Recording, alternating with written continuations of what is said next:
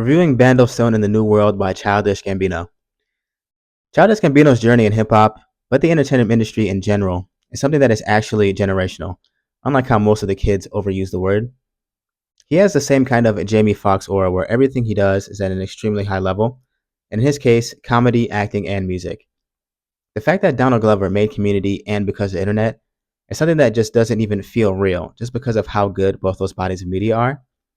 Then he has massive success again with Awaken My Love, an album that was not for me, but impossible to deny the insane ability to switch styles and have the highest level of success doing something completely different again, as Redbone is one of, if not his most popular song.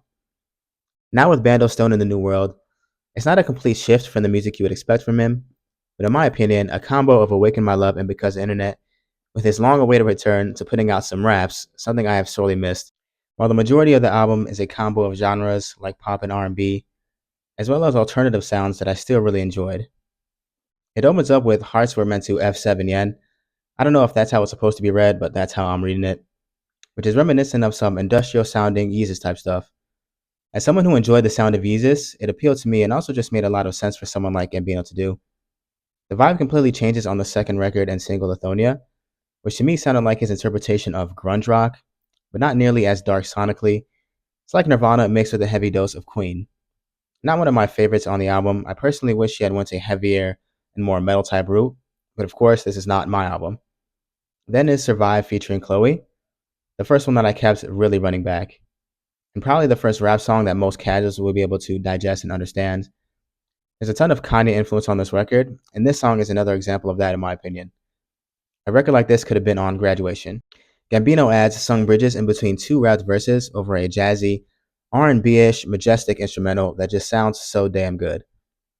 Then is another fire record, Steps Beach, an acoustic guitar-led ballad co-produced by Steve Lacy.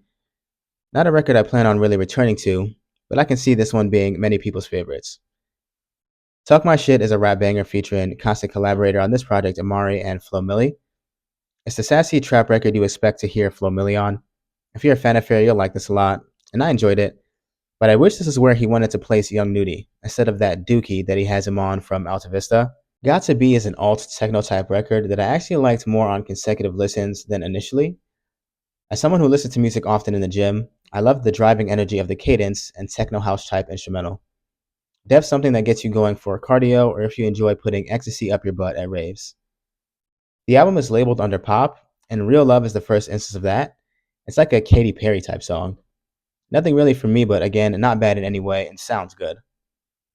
In the Night is a dark, moody Afrobeats type bop featuring Georgia Smith, a fire interpretation of the sound taking over much of popular music for the past few years.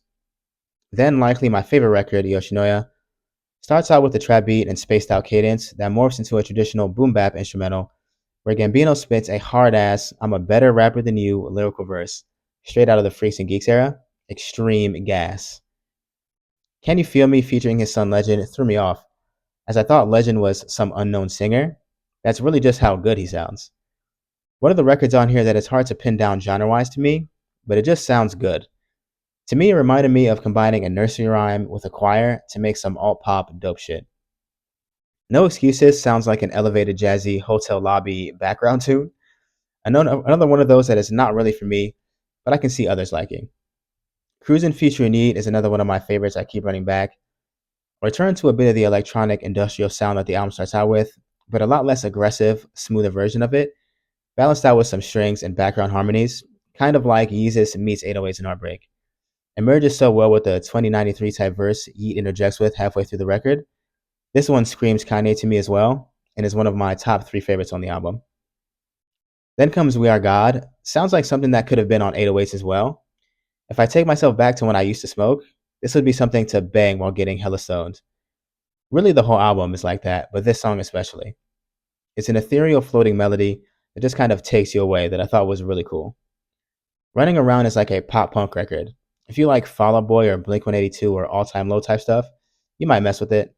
Not for me and what I really like musically right now, though.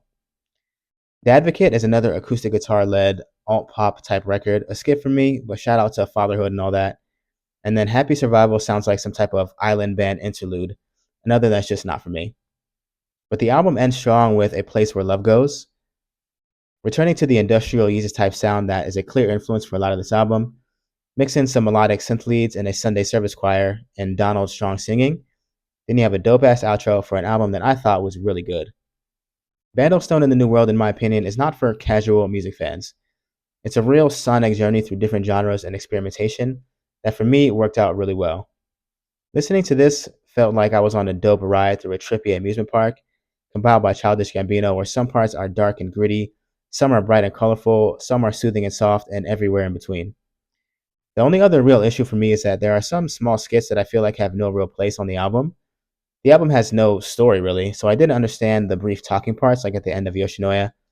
Maybe when some videos drop, they'll make sense, but in listening to the album, I did not see how they really added anything.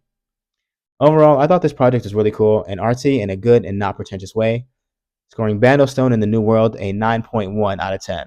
Stupid gas.